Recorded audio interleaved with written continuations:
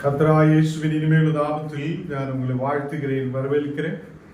நாடுகளிலும் கூட உங்களோடு கூட ஆயிருக்க தேவனுடைய வார்த்தைகளை தியானிக்க கர்த்தர் நமக்கு கிருபை செய்திருக்கிறார். அவர் நல்லவர், வல்லவர், வாக்கு மாறாத தேவனாய் நம்மோடு கூட இருக்கிற நல்ல தகப்பனாய் இருக்கிறது. நாம் ஜெபிக்கலாம். தேவனே, பரிசுத்த பிதாவே, இந்த ராத்திரி வேளையிலப்பா உம்மை துதிக்க, உம்முடைய நாமத்தை உயர்த்த நீர் எங்களுக்கு கிருபை செய்திருக்கிறதுக்காக ஸ்தோத்திரம். நீ நல்லவராய் எப்போதும் எங்களோடு கூட இருக்கிறதுக்காக ஸ்தோத்திரம். நீர் எங்களை பரிசுத்தப்படுத்துத தேவன், நீர் எங்களை பலப்படுத்துத தேவன். வியாதிகள் பலவீனங்கள் விடுவித்து நீர் எங்களை பலப்படுத்தி ஆசிர்வதித்து வழி நடத்த உண்மை உள்ளவராய் கூட இருக்கிறதுக்காக ஸ்தோத்திரம். இன்னைக்கப்பா நாங்கள் கூகுள் மீட் ஆய் ஒன்று சேர்ந்து உம்மை துதிக்க, உம்முடைய வார்த்தைகளை தியானிக்க நீர் எங்களுக்கு கிருபை செய்ததுக்காக ஸ்தோத்திரம். தேவனே, நாங்கள் பரிசுத்தத்தோடு உண்மையோடு தேவனே உம்முடைய பாதத்தில் விசுவாசத்தோடு நம்பிக்கையோடு ஆயிருக்க நீர் எங்களுக்கு கிருபை செய்ததுக்காக ஸ்தோத்திரம். இந்த கர்த்தாவை கடந்து வந்த ஒவ்வொரு மக்களையும் உம்முடைய கரத்தில் ஒப்பு கொடுக்கிறேன். வியாதிகளிலிருந்து விடுதலை பெற்றுக்கொள்ள, கட பிரச்சனைகளிலிருந்து விடுதலை பெற்றுக்கொள்ள, தேசத்தில் சமாதானத்தோடு வாழ இந்த மக்களுக்கு நீர் கிருபை செய்ததுக்காக ஸ்தோத்திரம். எங்கள் ஜெபத்தை கேட்கிறவர் நீரே, எங்களுக்கான வழிகளை நீர் துறக்கிறவராய் இருக்கிறதுக்காக ஸ்தோத்திரம். எங்களை பலப்படுத்தி ஆசிர்வதி, எல்லா பலவீனங்களை மாற்று. அங்கே நாங்கள் இன்னைக்கப்பா வசனங்கள் தியானிக்கும் போது உம்முடைய பிரசன்னம் எங்களோடு கூட இருக்கட்டும். இயேசுவின் நாமத்தில் ஆமென், ஆமென். கர்த்தர் நம்மை ஆசிர்வதித்து வழி நடத்துவார். இந்த ராத்திரி வேளையில் தேவன் உங்களையும் உங்களுடைய குடும்பங்களையும் ஆசிர்வதித்து பலப்படுத்தி வழி நடத்துவார். யோபு 36 அதிகாரம் அதனுடைய 7வது வசனம் நாம் வாசிச்சு கேட்கலாம். யோபு 36 அதனுடைய 7வது வசனம். அவர் தங்கள் கண்களை நீதிமானை விட்டு விலக்காமல் அவர்களே ராஜாக்களோடு கூட சிங்காசனத்தில் ஏறவும் உயர்ந்த ஸ்தலங்களில் உட்கார வைக்கவும் செய்கிறார். தேவனுடைய பிள்ளைகளே, இங்கே நாம் பார்க்கும்போது நீதிமான்களாய் இருக்கிற மக்கள், ஞானம் நீங்களும் எப்படி தேவனுக்கு முன்பாக நீதிமான்களாய் இருக்க முடியுகிறார்? நாம் இயேசுவில் விசுவசிக்கிற மக்களாய் இருக்கும் போது நமக்காக இந்த உலகத்தில் கடந்து வந்தவராய இயேசு கிறிஸ்துவினாலே ஞானம் நீங்களும் நீதிமான்களாய் மாற்றப்படுகிறது. இயேசு கிறிஸ்துவின் ரத்தத்தாலே நாம் ஞானம் நீங்களும் பரிசுத்தப்படுகிறார். நாம் கழுவி சுத்தம் பண்ணப்பட்ட மக்களாய் இருக்கப்படும் போது நாம் இயேசு கிறிஸ்துவினாலே நீதிமான்களாய் மாற்றப்படுகிறார். நீதிமான்களின் மேல் தேவனுடைய கண்கள் எப்போதும் அதை அவங்களை விட்டு விலகாமல் அவர்களை பார்த்து கொண்டிருக்கிறது என்று சொல்லப்படுகிறது. கர்த்தருடைய பிள்ளைகளே, நாம் நீதிமான்களாய் வாழ தேவன் நமக்கு கிருபை செய்வார். நாம் போன நாளுகளில் நாம் வசனத்தில் தியானிக்கும் போது நோவா ஒரு நீதிமானாய் இருந்த மகன், தேவனை பயப்பட்ட ஒரு மகன். கர்த்தருடைய பிள்ளைகளே, அவரையும் அவருடைய குடும்பத்தையும் பாதுகாக்க தேவன் வல்லமை உள்ளவராயிருந்தார். இன்றைக்கு ஞானம் நீங்களும் நீதிமான்களாய் இருக்கும் போது நாம் பாவிகளாக்கப்பட்ட மக்கள், இருளில் இருந்த மக்கள், அந்த காலத்திலும் வெளிச்சமில்லாத இருந்த சூழலில் இருந்த போதுதான் இயேசு கிறிஸ்து நம்மை வெளிச்சத்துக்கு நேராய் கொண்டு வந்திருக்கிறார் என்று போன நாளுகளில் நாம் வசனத்தை கேட்டிருக்கிறார். இந்த நாடுகளில் வெளிச்சத்துக்குள்ள வந்த நாம், எருசலேமுக்குள்ள கடந்து வந்த நாம், மேலான எருசலேமுக்கு நேராய் கடந்து வந்ததாம், தேவனுடைய பிள்ளைகளாய் இருக்கிறதாம், கர்த்தருடைய இரத்தத்தால் கழுகப்பட்டதாம், இயேசு கிறிஸ்துவினாலே நீதிமான்களாய் மாற்றப்பட்டிருக்கிறது. இந்த நீதிமான்களாய் மாற்றப்பட்ட நம்மை கர்த்தர் எப்போதும் பார்த்து கொண்டே இருக்கிறது. அவருடைய கண்கள் நம்மை விட்டு விலகாமல் அவர் பார்த்து கொண்டே இருக்கிறதா இருக்கிறது. ஏன் ஆண்டவரே எனக்கு ஒரு வெற்றி இல்லை? என் வாழ்வில் ஏன் இவ்வளவு கஷ்டங்கள்? நான் எப்படி இந்த உலகத்தில் வாழ்வேன் என்றெல்லாம் நம்முடைய கேள்விகள் இருக்கலாம். அந்த நேரத்தில் நமக்குள்ளே ஒரு விசுவாசம் உருவாகணும். என் தேவன் என்னை பார்த்து கொண்டே இருக்கிறது, அவர் என்னை விசாரிக்கிற தேவனாயிருக்கிறது, அவர் என்னை ராஜாக்களோடு கூட சிங்காசனத்தில் உட்கார செய்த தேவனாயிருக்கிறது என்று நாம் விசுவசிக்கிறோம். ராஜாக்களோடு கூட உட்கார செய்வார்.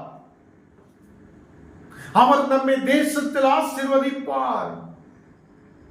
அவர் நம்மை வழி நடத்துவார் என்று நாம் விசுவசிக்கிற மக்களாய் காணப்படும். நாம் எப்போதும் நெகட்டிவாய் தான் எப்போதும் யோசிச்சு கொண்டிருக்கோம். அது என்ன ஆகும், இது என்ன ஆகும், அங்க போனா என்ன ஆகும், அப்படி போனா என்ன ஆகும், இப்ப ஏதாவது கீழே விழுமா, பிரச்சனை வருமா, அப்படி வருமா, இப்படி வருமா, நம்ம யோசிச்சு யோசிச்சு நம் வாழ்க்கையை கெடுத்தி கொண்டிருக்கு. என்னை ராஜாக்களோடு உட்கார வைக்கிற ஒரு தேவன் உண்டு என்று நாம் நம்பிக்கை வைக்கிறோம். கர்த்தருடைய பிள்ளைகளே, அங்கு வசனத்தில் சொல்லப்படுகிறார், உயர்ந்த ஸ்தலத்தில் உட்கார வைக்கிற தேவன், நம்மை உயர்ந்த ஸ்தலத்தில் உட்கார வைக்கிற தேவன். ஏன் அவர் அப்படி செய்கிறார்? ஏனென்றால் நீதிமான்களின் மேல் அவருடைய கண்கள் எப்போதும் இருக்கிறது. ஒரு தாழ்வு வரட்டும், ஒரு பிரச்சனை வரட்டும், ஏதோ ஒரு தாரித்திரமான சூழ்நிலைகள், சாப்பிட எதுவுமே இல்லாத சூழ்நிலைகள் எல்லாம் வரும்போது நம்ம என்ன செய்யும்? ஆண்டவரே, ஏன் இந்த துன்பம், ஏன் இந்த பிரச்சனை, உன்னை ஜெபிச்சுட்டு என்ன பிரயோஜனம் என்னெல்லாம் கேட்கிறதுக்கு பதிலா நாம் சொல்லிட்டு என்னை பார்க்குத, இந்த நிமிஷத்தில் என்னை பார்க்குத தேவன், அவர் உண்மையுள்ளவன், என்னை உயர்த்த வல்லமையுள்ளவன், என்னை குணமாக்க வல்லமையுள்ளவன் என்று நாம் நினைக்கிறோம். அல்லேலூயா. இந்த ராத்திரி வேளையில் கர்த்தருடைய பிள்ளைகளை, நாம் நல்லபடி விசுவாசத்தோட வார்த்தைகள் சொல்லுறதுக்கு பதிலா அந்த பிரச்சனையே பார்த்து பார்த்து உட்கார்ந்து கொண்டே இருக்கிறது. என்னை ராஜாக்களோடு உட்கார செய்த தேவன், சிங்காசனத்தில் ஏற செய்த தேவன், உயர்ந்த ஸ்தலங்களில் உட்கார செய்த தேவன், அவர் உண்மையுள்ளவராய் இருக்கிறது. அவர் என்னை பார்த்து கொண்டே இருக்கிறவர். அவருடைய கண்கள் நீதிமான்களை விட்டு விலகாமல் இருக்கிறது. இந்த நாடுகளில் நாம் நீதிமான்களாய் இருக்க தேவன் நமக்கு கிருபை செய்வார். நியாயாதிபதிகளின் புஸ்தகம் 17ஆம் அதிகாரம் அதனுடைய 6ஆம் வசனம் வாசிக்கும் போது, நியாயாதிபதிகளின் புஸ்தகம் 17ஆம் அதிகாரம் அதனுடைய 6ஆம் வசனம், அந்நாட்களில் இஸ்ரவேலிலே ராஜா இல்லை, அவனவன் தன் தன் பார்வைக்கு சரி போனபடி செய்து வந்தான். இஸ்ரவேலில் ஒரு ராஜாவு இல்லை. அந்த நாட்களில் ராஜாவு இல்லாத இருக்கும் போது அங்கேயுள்ள மக்கள் தன் தன் பார்வைக்கு சரி போனபடியே அவங்க செய்து வந்தார் என்று சொல்கிறார். மக்கள் சொந்தமாக தன் பார்வைக்கு என்ன சரின்னு தோணுதோ அது செய்து வந்த நாட்கள். அவங்களுக்கு லீடர் இல்லை, ராஜாவு இல்லை, அவங்கள நடத்துத மக்கள் இல்லை. இன்றைக்கு நமக்கு ஒரு பாஸ்டருக்கு பதிலாக 5 பாஸ்டர்மார் இருக்கு. நான் ஒரு வீட்டுக்கு போகும்போது அவங்களும் சொல்லுகிறார், ஐயா 5 பாஸ்டர்மார் என்ற வீட்டுக்கு வந்து ஜெபம் நடத்துகிறார். அன்னையிலிருந்து நான் அங்க போகுது நிப்பாட்டியாச்சு. ஏன்னா 5 பேர் வருது, அந்த 5 பேரு பதிலா அடுத்த 6ஆவதாக ஞானம் கூட போனா அங்க எந்த பிரயோஜனம் இல்லையே. அந்த 5 பேரே இவங்களை வழி நடத்தட்டும் சொல்லி ஞான் அப்படியே பின்னாடி வந்தாச்சு. எங்க மக்கள் இல்லையோ, எங்க பாஸ்டர் இல்லையோ, எங்க ஜெபம் நடத்த முடியாது இருக்குதோ, சபை துறக்காமல் இருக்குதோ, அந்த இடத்தில் ஞான் கடந்து சென்றிருக்கிறது. கர்த்தருடைய பிள்ளைகளே, போன நாடுகளில் ஒரு நம்ம கொட்டாலம் பகுதியில், கொட்டாலம் சிற்றூர் பகுதியில் இருக்கிற ஒரு கிராமம், ஃபாரஸ்ட், ஒரு வனத்துக்குள்ள கூட நம்ம கடந்து சென்றதுதான் அந்த கொட்டாலம் கிராமத்துக்கு கடந்து செல்வது ஸ்ரீதேவி சிஸ்டருடைய கிராமம்.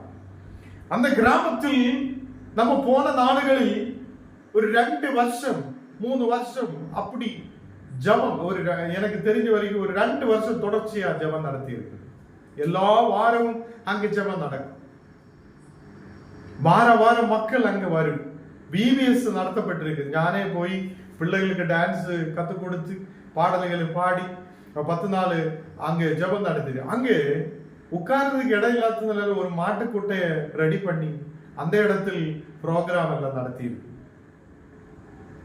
கர்த்தருடைய பிள்ளைகளை அங்கே ஞான் போகும்போது அங்க எந்த பாஸ்டர் இல்லை, சபை அடைஞ்சு கிடக்குது.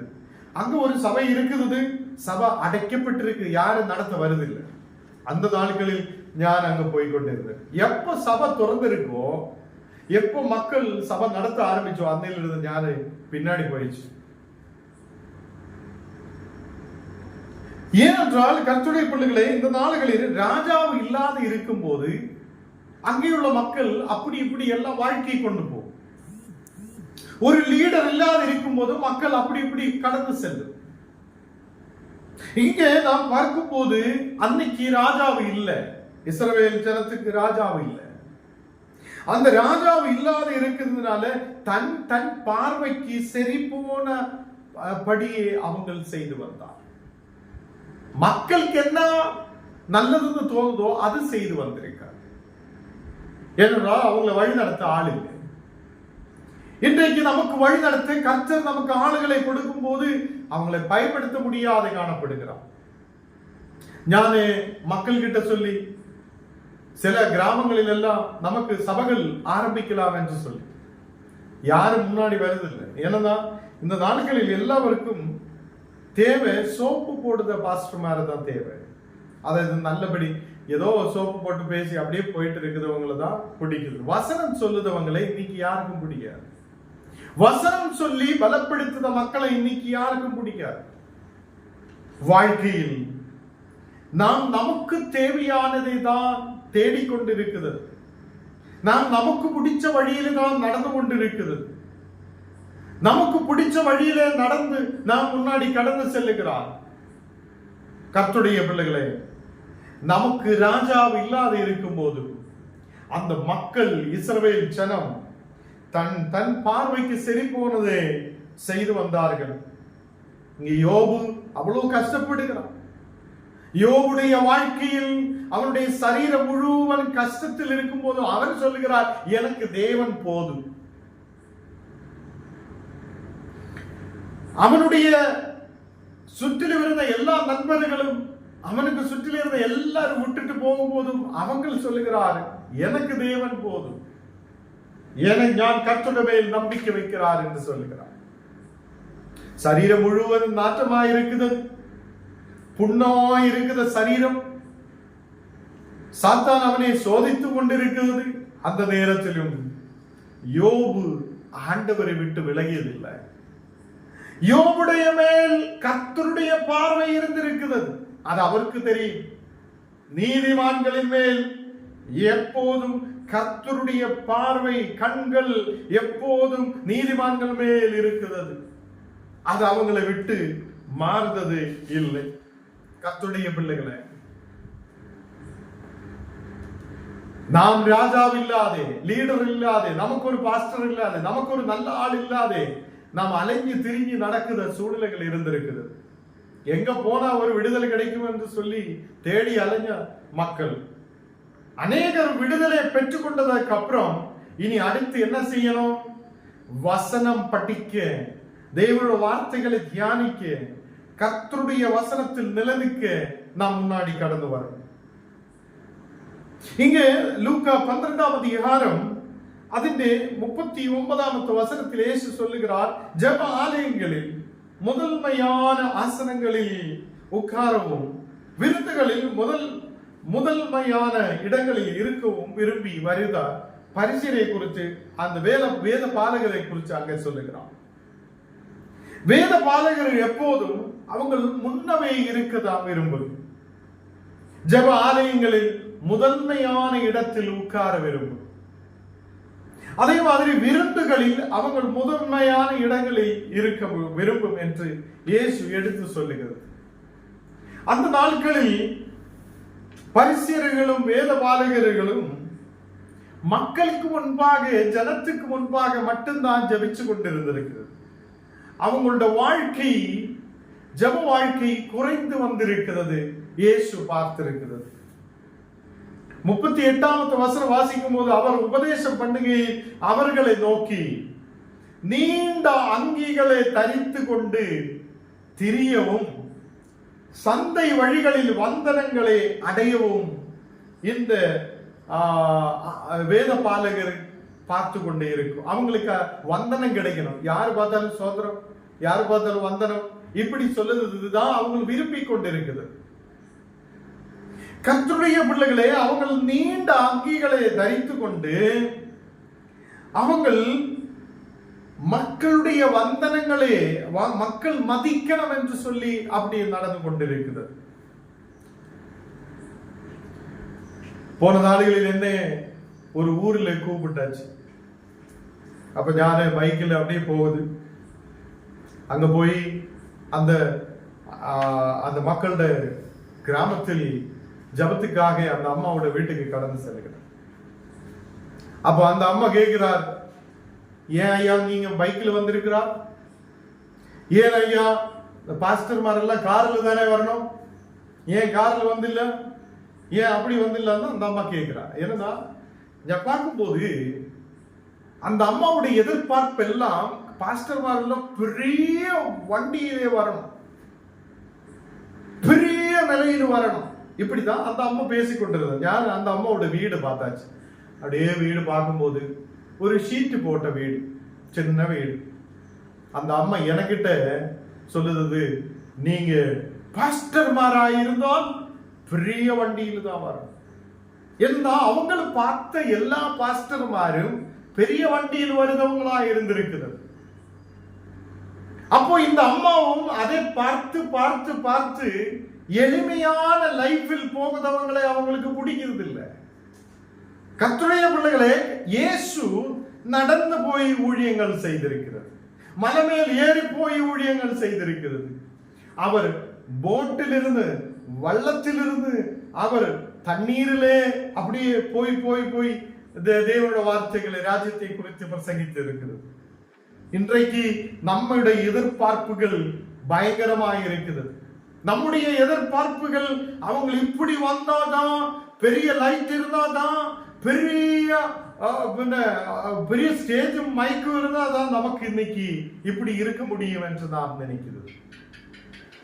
கர்த்தருடைய பிள்ளைகளே, ஆலயங்களில் அந்த ஆசாரி அந்த அன்னைக்கு இருந்த வேத பாலகர்கள் அவங்க மக்களோட வந்தனத்தை கேட்க விரும்பி கொண்டிருந்தது. அவங்களுக்கு வந்தனம் தேவையாயிருக்கிறது. பெரிய அங்கி போட்டு அப்படியே போகிறது அவங்களுக்கு பிடித்திருக்கிறது. அவங்க ஜபத்தில் முன்னாடி போனது இல்லை. அவங்களுடைய வாழ்க்கை அநேகருக்கு உதவியாயிருந்தது இல்லை. எப்போதும் ஜப ஆலயங்களில் முன்னாடி இருக்க விரும்பும். எப்போதும் விருந்துகளில் அவங்க முன்னாடி உட்கார விரும்பும்.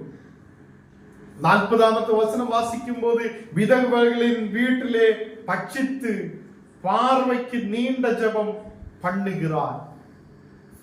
விதவைகளுடைய வீடுகளில் கடந்து சென்று அவங்களுடைய வீடுகளில் பட்சித்து சாப்பிட்டு ஒரு நீண்ட ஜபம் அப்படியே பண்ணும். யாரு? இந்த வேத பாலகர். இந்த வேத பாலகரை குறித்து நீங்கள் எச்சரிக்கையாயிருங்கள் என்று இயேசு சொல்லுகிறார். எச்சரிக்கையாயிருங்கள், அவங்களுக்கு பெரிய ஆக்கினி தீர்ப்பு உண்டு என்று இயேசு சொல்லி இருக்கிறது. கர்த்தருடைய பிள்ளைகளே, நாம் எங்கே இருக்க வேண்டும்? நாம் யாருடைய பார்வையில் இருக்க வேண்டும்?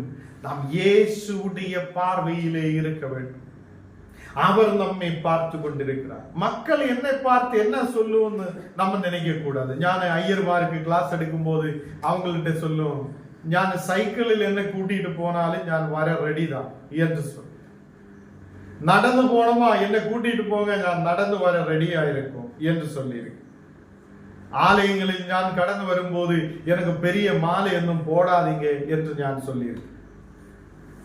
ஏனென்றால் கர்த்தருக்காக அவர் நம்மை அழைத்திருக்கிறது, மனிதன் என்னை அழைத்தது அல்ல. மனிதன் எனக்கு கொடுக்குத ஆதரவோ வந்தனங்களோ நான் ஏற்றுக்கொள்வதற்காக நான் யாரும் அல்ல. தேவன் நம்மை அழைத்திருக்கிறது. அந்த தேவனுடைய வார்த்தைகளை சொல்ல கர்த்தர் நம்மை அழைத்திருக்கிறார் என்று நான் சில நேரங்களில் ஐயர்மார்களெல்லாம் சொல்லும். கர்த்தருடைய பிள்ளைகளை, இந்த நாடுகளில் நம்மை தேவன் அழைத்திருக்கிறது.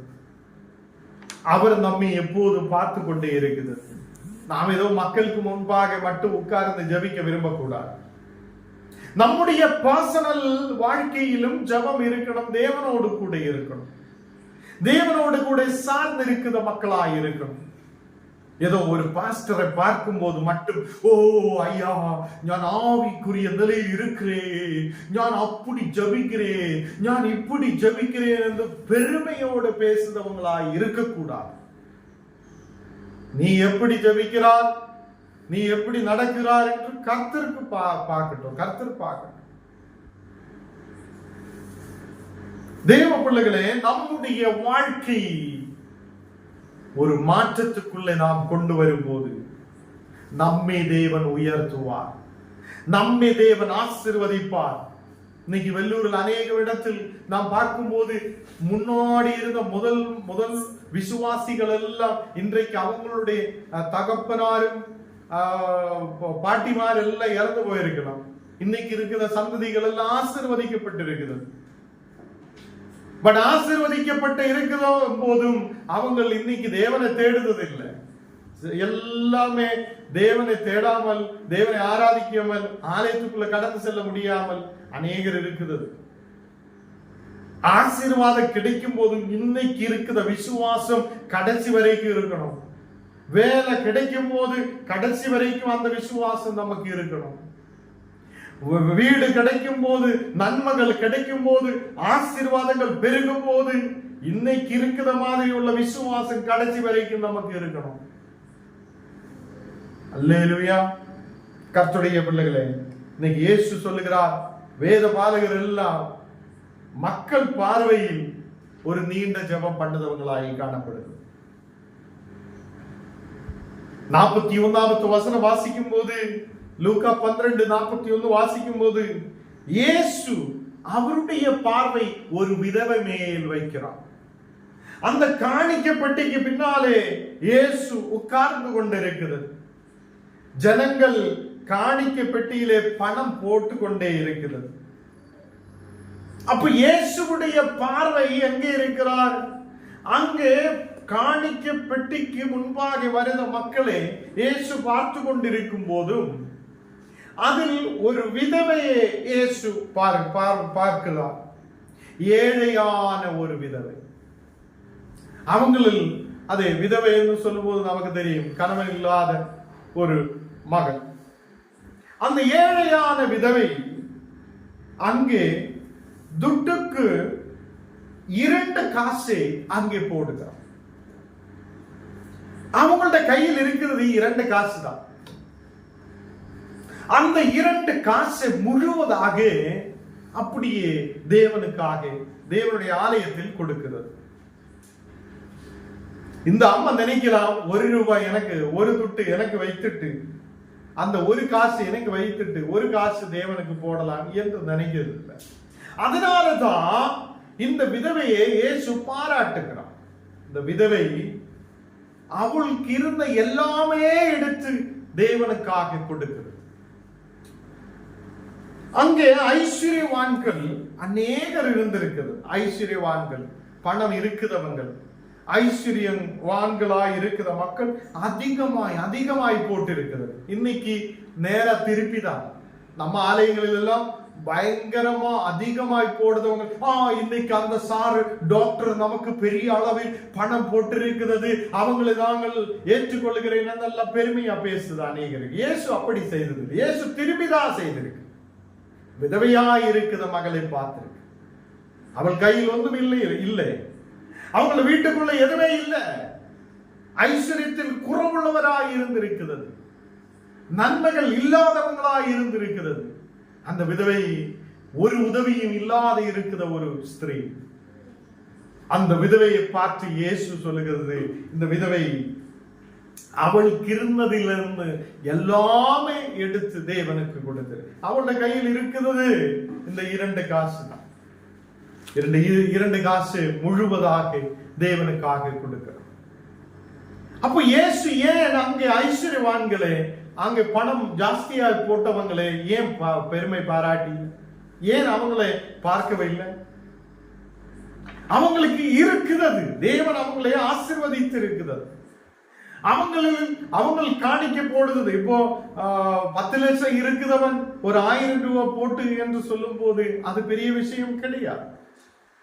இயேசு பார்த்தது, உனக்கு இருந்த எல்லாவற்றையும் எடுத்துக்கொண்டு நீ கொடுத்தீரே, உன்னுடைய வீட்டில் எதுவுமே இல்லையே, உன்னுடைய வீட்டில் அந்த காசு வைத்து உனக்கு ஏதாவது சாப்பாடுக்கோ வழியோ தேடலாமே. அந்த நேரத்திலும் அவள் விசுவாசத்தோடு தேவனுடைய ஆலயத்தில் கொண்டு வந்து காணிக்க கொடுக்க அவள் முன்னாடி வந்திருக்கிறது. கர்த்தருடைய பிள்ளைகளே, இயேசுவுடைய பார்வை சரியான பார்வையாய் இருந்திருக்கிறது. நம்முடைய பார்வை இப்போ கர்த்தருடைய ஊழியக்காராய் இருக்குது, என்னுடைய ஊழியக்காரர்களுடைய பார்வை என்ன இருக்கும்? பெருசா போடுதவங்களை மட்டும் பார்த்துட்டே இருக்கும். பெருசா எப்ப போடுதோ, இதோ இந்த மகன் இப்படி அதா செய்திருக்கிறார் என்று சொல்லி பெருமை பாராட்டதான் முன்னாடி வருவார்கள். கர்த்தருடைய பிள்ளைகளை, தேவனுக்கு முன்பாக நம்ம சின்னதா ஒரு இருக்குததை காணிக்கையாய் கொடுக்கிறதும் ஒரு பெரிய விஷயம்தான். இயேசு அதை பார்த்து கொண்டே இருந்திருக்கிறார். ஞானே ஊழியத்துக்காக கடந்து செல்லும் போது கொத்தப்பள்ளியில ஜீடிநல்லூர் சைடு கொத்தப்பள்ளியிலே ஞானே முன்னாடி ஒரு 7 வருஷத்துக்கு முன்னாடி ஊழியத்துக்கு போகும்போது, இப்போது அங்க போகிறான் ஒரு அம்மா எனக்கு 5 ரூபாய், 5 ரூபாய். அந்த 5 ரூபாய் எல்லா வாரமும் ஞான் போகும்போது எனக்கு 5 ரூபாய் ஞான் அதை கைகளில் வாங்கி ஒரு 1000 ரூபாய் கிடைச்ச மதிப்பில் அவங்களை ஜெபிச்சு ஆசீர்வதிக்கும். அது தேவனுடைய ஊழியத்துக்காக அந்த பணத்தை நாங்கள் செலவு பண்ணும்.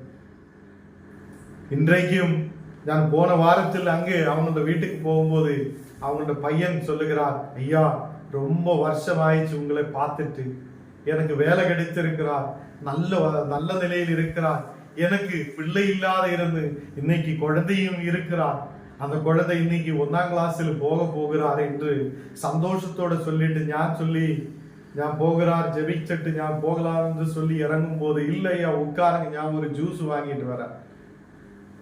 ஞான ஜூஸ் கடையில ஜூஸுகள் குடிக்கிறது இல்லை என்றாலும் கூட அவன் கொண்டு வந்ததுனால கொஞ்சம் அப்படியே எடுத்து குடித்து அப்படியே அவனை ஆசீர்வதித்து நான் போய்விட்டு இருக்கிறான். இன்றைக்கும் அந்த குடும்பங்கள் ஆசீர்வாதத்தோடு இருக்கிறது. நாங்க 5 ரூபாய் தான் கிடைக்கிறார் என்று சொல்லி அங்க போகாமல் இருந்தது இல்லை, கொடுக்காமல் இருக்கிறவங்களோட வீடுகளிலும் போகாமல் இருந்தது இல்லை. எல்லா வாரங்களிலும் எல்லா வீடுகளிலும் நான் கடந்து செல்லுத ஒரு மகனாய் இருந்திருக்கிறது. அதனால தேவன் என்னையும் ஆசீர்வதித்து இருக்கிறது, அந்த போன வீடுகளையும் தேவன் ஆசீர்வதித்து இருக்கிறது. சில இடங்களில் தேவன் ஆசீர்வதிக்கும் போது அவங்கள் நம்முடைய மேல் வைத்திருந்த பார்வை மாற்றி விடுகிறது. பட் தேவன் எந்த மேல் வைத்திருக்கிற பார்வை ஒரு நாளும் மாற்றுவது இல்லை. அல்லேலூயா. இயேசு எந்த மேல் பார்வை வைத்திருக்கிறது என்று எனக்கு தெரியும். ஏற்ற நேரத்தில் அவர் என்னை உயர்த்துதவர், ஏற்ற நேரத்தில் அவர் என்னை நடத்துதவர், ஏற்ற நேரத்தில் என்னை முன்னாடி கொண்டு போகுதவர் என்று ஞான் நம்பிக்கை வைக்கிறார். மனிதர்கள் ஆசீர்வாதத்தை பெற்றுக் கொள்ளும் போது அவங்களுடைய பார்வை மாறிவிடுகிறார். நிறைய வீடுகள் ஐயா கெட்ட முடியாத சூழ்நிலையில் இருக்கிறார் என்று சொல்லி அநேக மக்கள் சொல்லி இருந்திருக்கிறது. நானே எல்லா வாரமும் போய் ஜெபிச்சு இன்னைக்கு 1 மாடி வீடு கெட்டான் நினைத்தவன் இன்னைக்கு 2 மாடி வீடு கட்டி வைத்து, ஒரு பிரதருக்கு கட்டலாம் வீடுன்னு சொல்லிட்டு இருந்தவன் பக்கத்தில் அவன் 2வது பிரதருக்கும் வீடு கட்டி ஆசீர்வாதத்தோட இருக்கிறான். அந்த வீடுடைய திறப்பு விழாய்க்கு என்ன கூப்பிட்டதே இல்லை. அப்ப நமக்கு மன கஷ்டம் இருக்கும். என்னன்னா இவங்களுடைய பிரச்சனையின் நடுவில் ஜெபிக்கிறதுக்காக நாங்க தான் இருந்திருக்கோம். பிரச்சனை முடிந்து ஆசீர்வாதம் வந்த போது வேற சிலரை கூப்பிட்டு ஆசீர்வாதத்தோடு ஜெபிச்சு முன்னாடி போகிற மக்கள். கர்த்தருடைய பிள்ளைகளை இந்த மாதிரி தான் வாழ்க்கையில் மக்கள் தேவனையும் மறந்து விடுகிறார். பெரிய நன்மைகள் கிடைக்கும் போது, ஆசீர்வாதங்கள் கிடைக்கும் போது அநேகர் தேவனை மறந்து விட்டு முன்னாடி போகிறவங்களாயிருக்கும். கர்த்தருடைய பிள்ளைகளை, இந்த விதவை தேவனுடைய ஆலயத்தை மறந்தது இல்லை. அவளுக்கு இருந்தது முழுவதும் எடுத்து வைத்து அவள் ஆலயத்திலே கொண்டு வந்து போடுகிறாள். அவளுக்கு ஒரு நம்பிக்கை இருந்திருக்கலாம், தேவன் என்னை கைவிட மாட்டேன், தேவன் என்னை கைவிட மாட்டேன், அவர் என்னை ஆசீர்வதிப்பார், அவர் என்னை வழி நடத்துவார். அல்லேலூயா. இந்த நாளுகளில் கர்த்தருடைய பிள்ளைகளை 44வது வசனம் கூட வாசிச்சு நான் நிப்பாட்ட விரும்புகிறேன். 44வது வசனம் வாசிக்கும் போது, அவர்கள் எல்லாரும் தங்கள் பரிபூர்ணத்திலிருந்து எடுத்து போட்டார்கள்.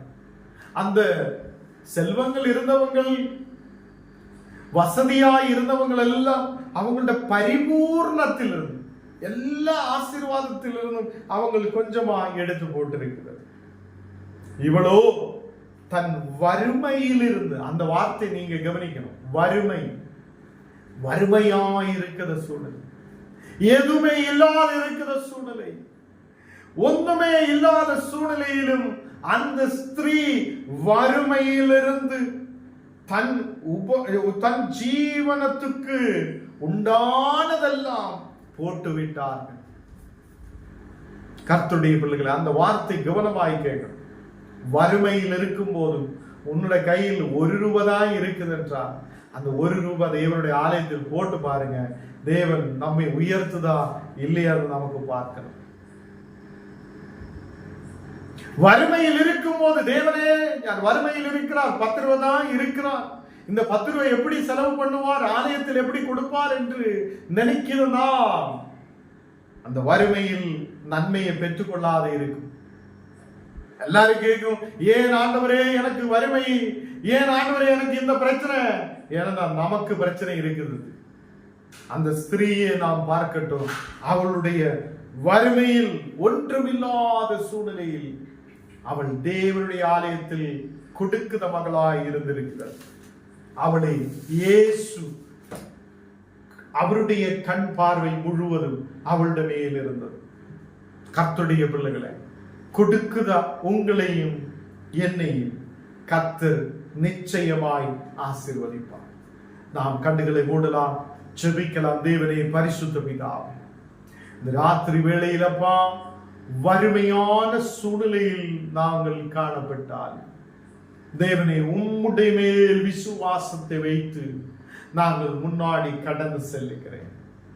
தேவனை, நீர் எங்களை பார்த்து கொண்டிருக்கிறவர், நீர் எப்போதும் எங்களை பார்த்து கொண்டிருக்கிற தேவன், எங்களை ஆசீர்வதிக்க உண்மையுள்ள தேவனாய் இருக்கிறது. கர்த்தரே, இந்த நாடுகளில் அப்பா ஓரோ மக்களையும் ஆசீர்வதித்து பலப்படுத்தும். தேவனே, நாங்கள் பெருமை பாராட்டுவங்களாய் அல்ல, எங்களை உயர்த்த முடியாத தேவன் உண்டு என்றும், எங்களை சிங்காசனங்களில் உட்கார வைக்க முடியாத தேவன் உண்டு என்றும் விசுவாசத்தோட நம்பிக்கையோட முன்னாடி கடந்து சென்ற மக்களாய் இருக்க நீர் எங்களுக்கு கிருபை செய்ததுக்காக ஸ்தோத்திரம். இன்றைய தினத்திலே விசேஷமாக ஓரோ மக்கள் மேல் உம்முடைய வல்லமை ஊற்றப்படட்டும், உம்முடைய வல்லமை ஊற்றப்படட்டும். நீதிமான்களாயிருந்து கர்த்தருடைய பார்வைக்குள்ள இருக்கப்பட தேவனே நீர் கிருபை செய்ததுக்காக ஸ்தோத்திரம். எங்களை முற்றிலும் தாழ்த்துகிறேன், அர்ப்பணிக்கிறேன்.